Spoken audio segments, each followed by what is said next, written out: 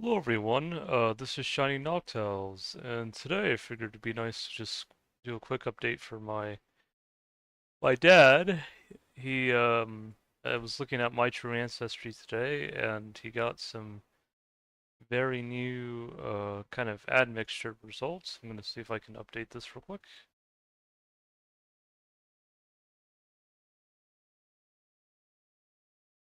Yeah, it might be better to call it that. Because right now I don't think my dad got any new samples that specifically compared him with kind of deep dive matches of him being connected to particular uh, people from, well, the Dani tribe from Scandinavia, the Viking Danish, Nordic Odegot, and Viking Norwegian. I didn't see any. Well, I'll have to look at it again. I didn't see any like particular or specific matches pop up yet with like chromosomes kind of comparing and matching him with people related to like that kind of admixture. At least not yet, but it does seem like he does have a connection because when I look here, it says his and I guess it makes sense now because my dad's name is Siggy or well Siggy of Siggy, but it really comes from Sigurd, which goes back to the Volsaga saga from Scandinavia, which dealt with the legend of Fafnir, the dragon Fafnir, and that's a very interesting saga if you're ever interested in looking into that. But yeah, I just want to quickly go through this with you guys because my dad found it interesting. He probably got it not only from his grandfather's side, from his maternal side, but he probably also got it from his paternal lineage too, because my dad and his dad's name are essentially the same. It's just his dad is senior and then he's junior. So, but yeah, let's start with the Danish Dani. Hopefully, I'm pronouncing that right. Here's a photo of them. Seems like they were warrior people, but they kind of went through their own rough times. According to the ancient lore and early medieval accounts, the Dani descended from powerful sea kings and warriors who emerged from the misty forests and stormy coasts of early Scandinavia, where gods and men once walked side by side. Roman historians like Jordanus Procopus, uh, uh, described them as a fierce northern tribe who rose from the frozen lands and replaced the Goth people. Yeah, because it was said that the Goths, or like which would be connected to Visigoths and Ostrogoths, once came from Scandinavia, and I checked the Visigoths who went to Spain, and some of them had that I1 lineage that goes back to Scandinavia and the Norse, and well, they say like specifically I1 A1 is they specifically call that Nordic, but I believe since they're so close, like just one subclade off, you'd have to imagine that since they're all going back to I1, that they're all really kind of related to each other. It's kind of like when Bjorn talks about Norway and Sweden. I mean, they're not 100% genetically the same, but some of them are so close genetically that you might as well say that that there is like a shared ancestry between them, well, at least to some extent, for sure.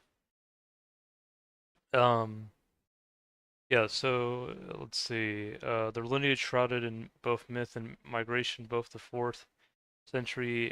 By the fourth century AD, the Dani had forged a name across the dark northern sea and set the stage for the Viking Age in Denmark. Okay, so they were connected to the Norsemen or to the Vikings, I guess. Okay, that makes sense. So my dad, I think he was closest to the Dani because he got Dani, Viking Danish, Nordic Odegaard, Viking Norwegian, and I'll go through those like admixtures real quick for you guys like, a little bit later.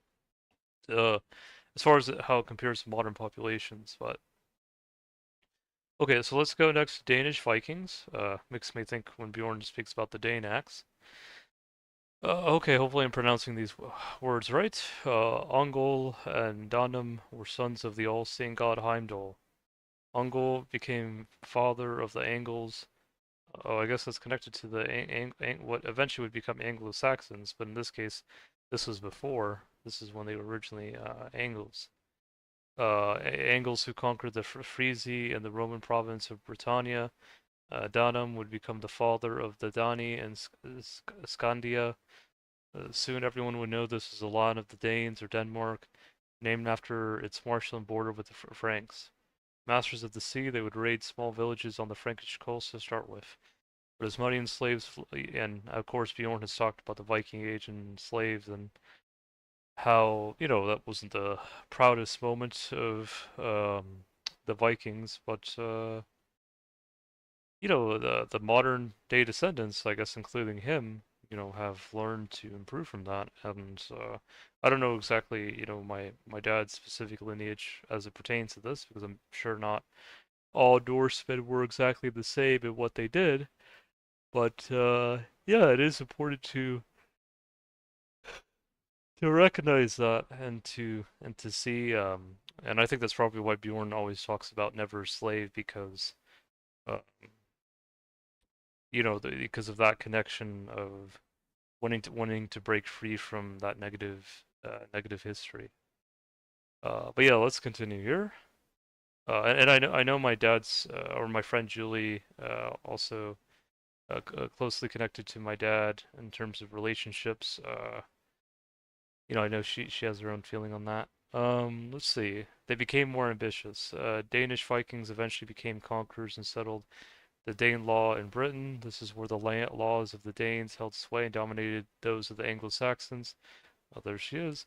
The 10th century, the Kingdom of Denmark coalesced into Jutland. I know in regular English you would say, I think it's Jutland, but I'm just saying how, at least closer to what the Norse would say, or maybe that's how you would say it in Norwegian, Jutland or Jotland, or I'm sure there's a specific accent, but this is just my own way of saying it. Under King Garm the Old, his son Harald Bluetooth conquered Norway, unified Denmark, and Christianized the Danes. I think Bjorn might have mentioned him, or he's a Norwegian YouTuber, by the way. I can link him in the comments below if you guys are interested. Just because I've learned a lot about the Norsemen from him, so and I've done my some of my own research as well. But he lives in Norway, and of course he's also very connected to his roots. Let's see. These accomplishments are inscribed in runic on a huge gravestone at Yelling. I think that's how you say it.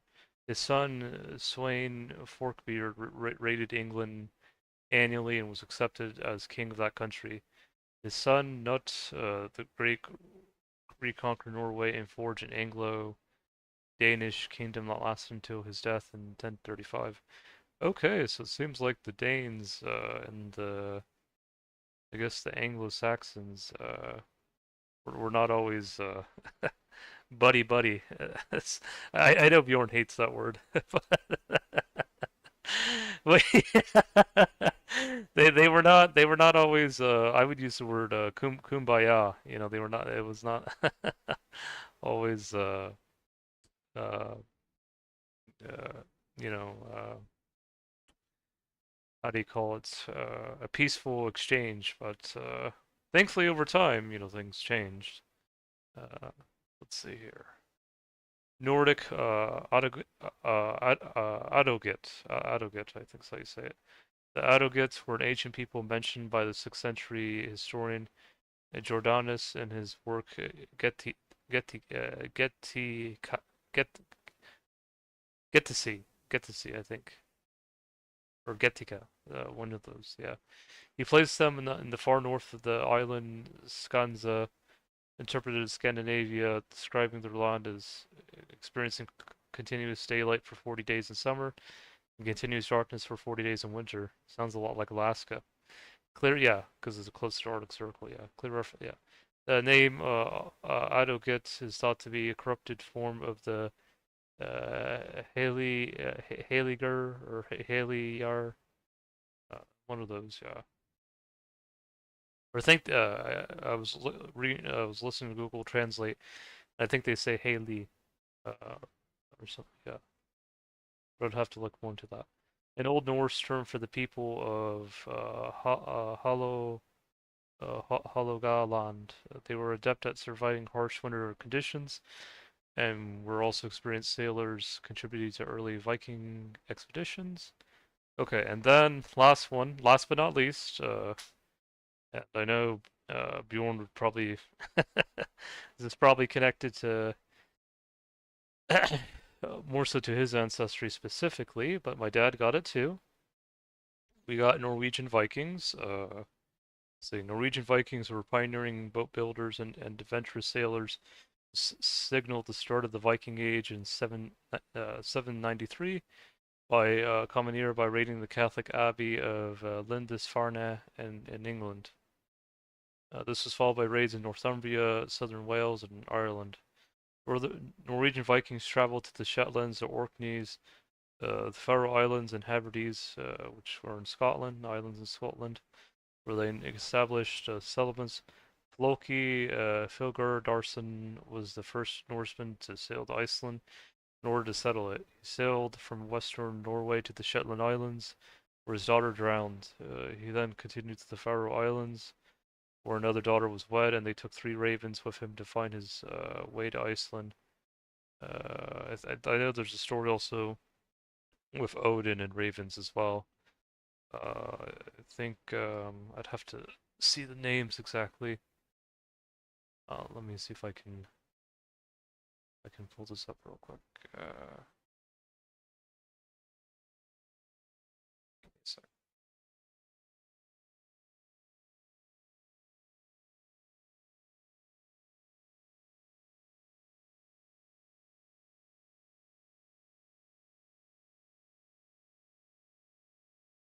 Sorry about that.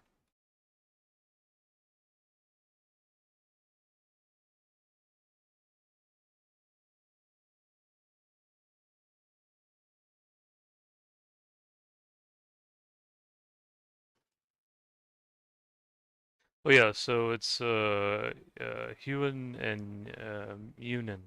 Yes, I think even Bjorn mentioned that in his videos. Let's see.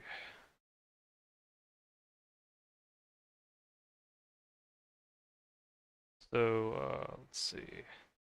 Norse mythology, the ravens, Huon, Munin are Odin's loyal companions who represent thought and memory, respectively.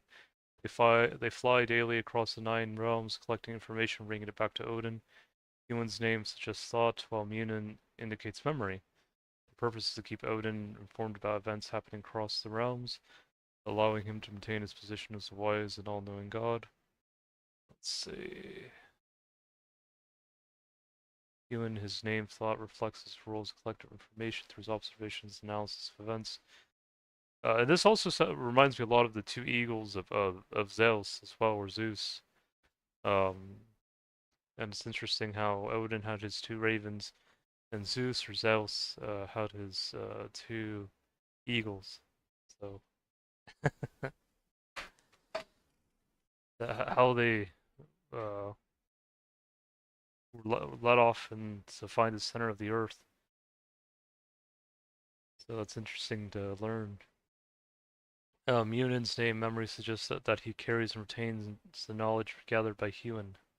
So thought and memory. Together, Huon and Munin represent the importance of both present thought and past memory, gaining wisdom and foresight.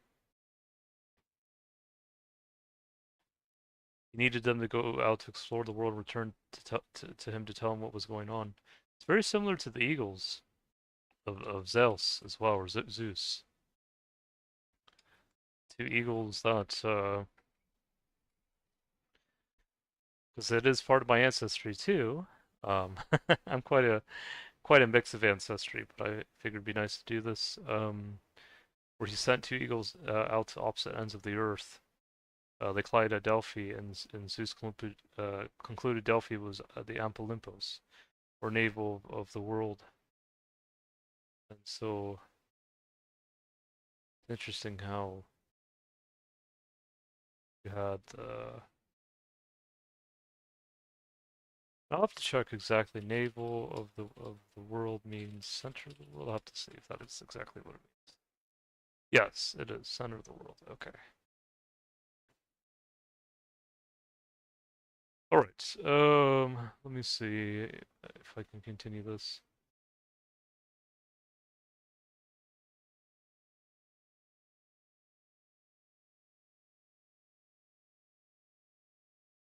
Let me pull up the ravens. Yeah, he took 3 ravens with him to find his way to Iceland, which he named after seeing only snow and a great fjord full of ice. Eric the Red established settlements in Greenland. Leif Erikson, son of Eric the Red, discovered Vinland, present-day Newfoundland, Canada. Oh, there it is. Or Newfoundland, or I guess there's many ways you can say it. King Harald Finnhar is credited for unifying Norway from petty kingdoms into a single united kingdom, which is the predecessor to the modern Kingdom of Norway. All right, so that's a bit of my dad's, I guess,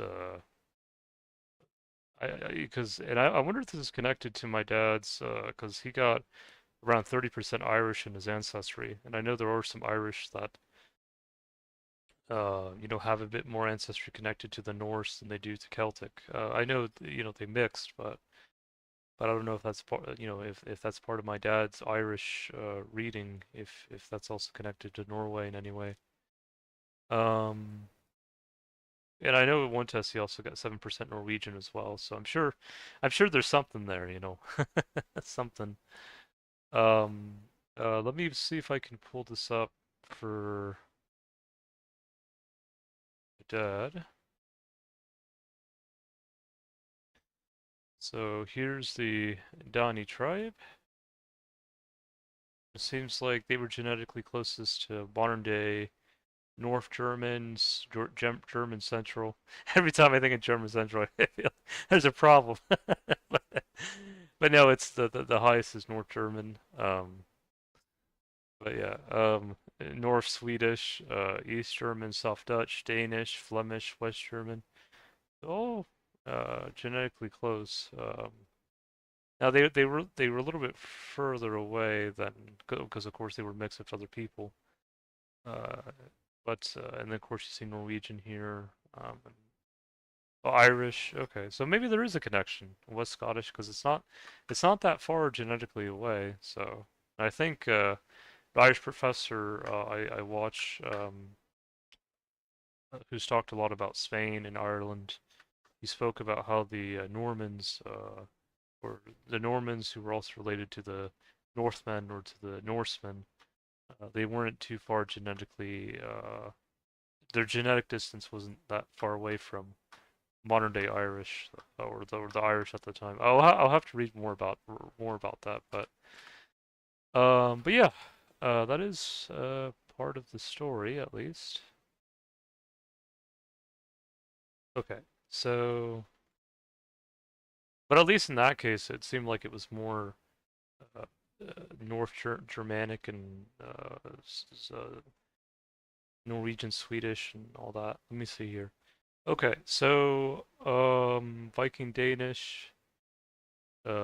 This is genetically closest to Norway. Okay, so not that far away from what I assume would also be connected to Norwegian Viking. North Dutch, West Norwegian, accordion, West German, Danish, Swedish, North German. Okay, so all very close. They're not that far apart. And then you can see here the I1A lineage. Uh, then it just speaks about lineage from mainly Scandinavia. Let me see this J2 lineage. Not paternal, because that'd be related to Mycenaean Greeks, but the maternal lineage. Let me look.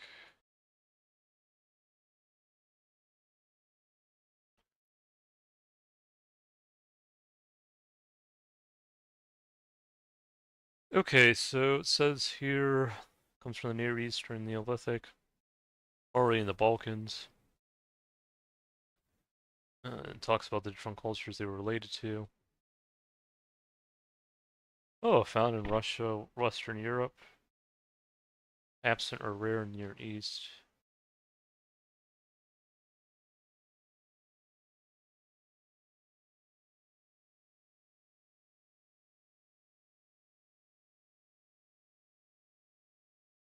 Okay. Found in Western Europe, Germany, Scandinavia, Poland, Russia, Neolithic Alsace, which is kind of bordering France and Germany, I think, or also Switzerland too, kind of close to that region. Britain, Ireland, France, Germany, Poland, Finland. Okay, and even Portugal. That's interesting. Okay, so yeah, and what else did he got? I'll have to look.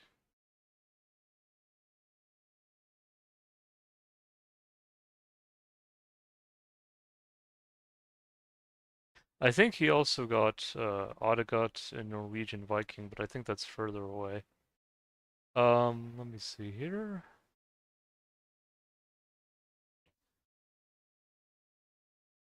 Yeah, I couldn't exactly pinpoint where Odegot was. It might be further down in the samples, but yeah, you can see at least that there was that my dad probably through his name somehow had a oh, had a connection to Scandinavia. All right, I'm gonna end the stream here. Just wanted to do this small update for you guys. Or I say small, but I figured it was worth doing. Anyways, guys, hope you